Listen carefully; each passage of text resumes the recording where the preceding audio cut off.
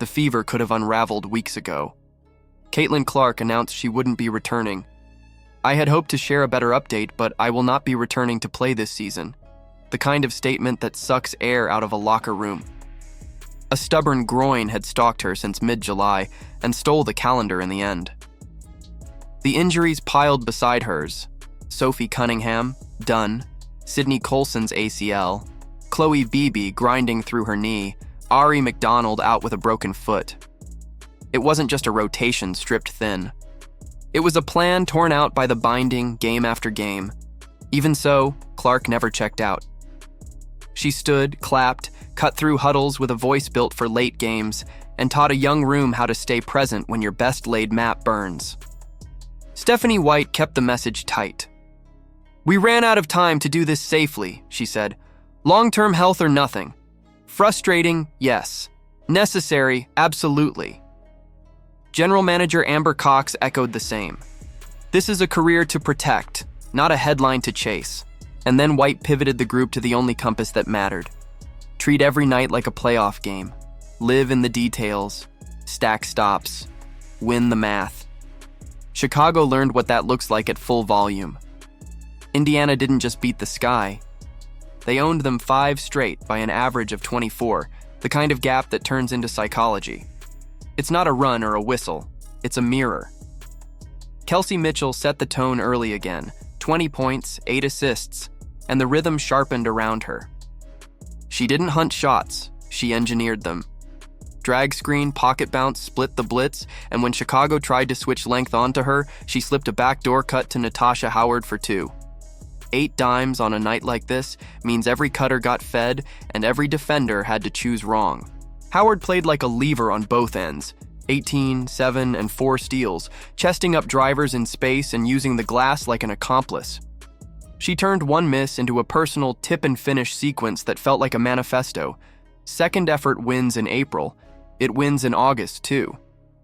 Aerial powers came on with that downhill snap, behind the back through traffic into contact, and ones that emptied Chicago's lungs. Aaliyah Boston did Aaliyah Boston things. A spin, a bank, a seal, and an and one through size, the sort of interior certainty that makes everything outside breathe easier. But the shape of the win came from the way the ball moved. 27 assists against 9 turnovers. That's trust. That's a decision to share even when the first look is decent. It's also what resilience looks like when it graduates from a talking point. You can't fake synergy in a patched lineup. You either feel each other or you don't. Indiana did, and stretched possession after possession into clean paint touches, rhythm threes, and defensive sprints that broke Chicago's tempo before it could form. And then there was Hull. She re-entered with the swelling still visible, and the arena went loud because everyone understood what her presence meant. You could see it in the close-outs and the cuts, the way she fought over screens like there was a trophy hidden behind them, the way she talked, pointed, and pulled the weak side into the play. She buried threes off Boston's screens. She hounded ball handlers until their dribble got high and their shoulders got tight. She took another shot across the mouth and didn't even glance at the bench. Afterward, with the bruises still dark, beneath her eyes she smiled and said they fight for the women who can't be out there, that every night is next woman up. A line like that isn't a soundbite, it's a pledge. White called the head clash disgusting. Boston called Hull the definition of tough. Both were right. But the best part was Hull herself. Shrugging off concern with a laugh, she forgets about the bruises until the mirror reminds her. That's the culture distilled. No flinch, no drama. Lace up and go. The context made it heavier. Indiana started the night clinging to 8th. The Sparks pressed from behind. One wrong step, and the ground gives. Instead, the Fever stepped forward, watched results break their way, and jumped to 7th. Control of their playoff fate belonged to them, not to out-of-town scoreboards. Sweep Chicago, blow open the point differential, slide the door to 6th if the table tilts right. This is what momentum looks like when you earn it. And if you're searching for the seam that holds it together, it runs through everyone. Mitchell's leadership is unmistakable. Head of the snake, as even opponents will tell you. Howard's two-way punch pins the floor to a standard. Power's spark lifts benches and crowds alike. Boston's presence is gravity. Sims brings that late clock calm that turns tense possessions into points. The bench chips in, the rookies fit, the veterans steady the edges. You don't put up 27 assists by accident. You don't sweep a rival 5 straight by convenience. You do it by identity. It's even sweeter, they'll tell you, when the other side frays in public. Drama, suspensions, excuses, noise that gets loud when the scoreboard won't. The Fever didn't need the extra edge, but they didn't mind it either. Get the brooms. Get the dustpan. Chicago is toast.